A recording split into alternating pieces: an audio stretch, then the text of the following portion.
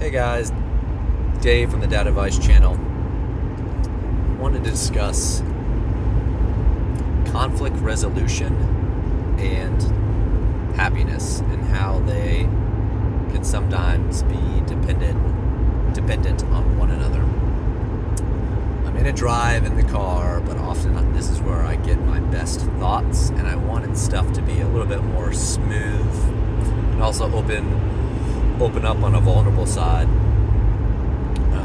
to what I've been thinking about, what I'm working on, and this topic relates to what I've been thinking about in relation to is in marriage, and the conflict resolution and how you can try to speed it up. I have found that often I am thinking in my head or talking in my head and creating this dialogue, and it ends up becoming kind of an enemy that I fight, and I think most people fight. When we start creating this dialogue, a lot of it is all assumptions. Assumption about how somebody feels or what somebody thinks or how we're being judged. And it doesn't serve us at all. Usually those assumptions are negative and they're not positive, like, oh, this person thinks I'm great, it's usually negative, at least in my case, and I think that's with most people. And how that self-negative talk comes in to conflict resolution to your spouse is just noting it when it's happening. Often we're having this self-talk about our spouse, and the couple things that I have been kind of testing more recently is a two-pronged strategy to try to get past those tough spots where maybe we're frustrated for a really long time with our spouse. And I can definitely say that if I'm frustrated for even multiple hours over something with my spouse, that's not a happy time. And that's going to affect my overall happiness, and I'm sure most people's overall happiness. So in order to try to get over that frustration with your spouse, it is a huge thing to cater towards happiness. The two things that I think can help tremendously here. One is vocalizing. It doesn't have to. It's communicating. It doesn't have to be vocalizing. Communicating what you're frustrated about. A lot of times that's with the other person.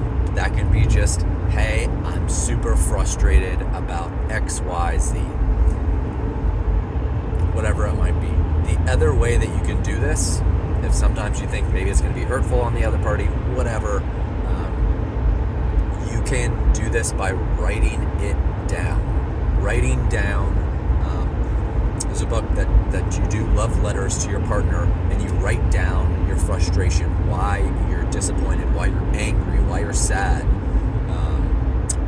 but also why you're hopeful. And you write this love letter to your significant other, and you can show it to them, you can leave it for them, or you can just write it, get it out of your head, so you're no longer having that self-talk, that doubt, and so that's one, is communicating why you're frustrated. Step two, you're gonna like this one, is sex. I think, and thinking about it in a dating perspective, in most cases, when we're in that euphoric dating period, the first 2 years of a relationship, first year, when we are so in love with our partners, we're having more sex. We have more sex with our partners. And so I think a combination of those two things can help with conflict resolution. Even if you're discussing with your partner that, hey, we're going to have sex purely for the fact to release some dopamine and to feel better about each other and have a super deep, intimate connection. But The other example that I just want to share about that communication portion is I have heard Kristen say multiple times after she gets frustrations out verbally that a huge weight has been lifted off her shoulders and she feels so much better and she's no longer frustrated and holding that tension and that grudge. So I implore you for quicker conflict resolution and overall happiness to, number one, communicate what you're frustrated about. Number two, have more sex, preferably twice a week. So, love you guys. Hopefully that helps. Please like and subscribe to the channel and let me know your feedback. What are you seeing in your relationships that you feel like pushes you to a quicker conflict resolution in marriage? See you guys.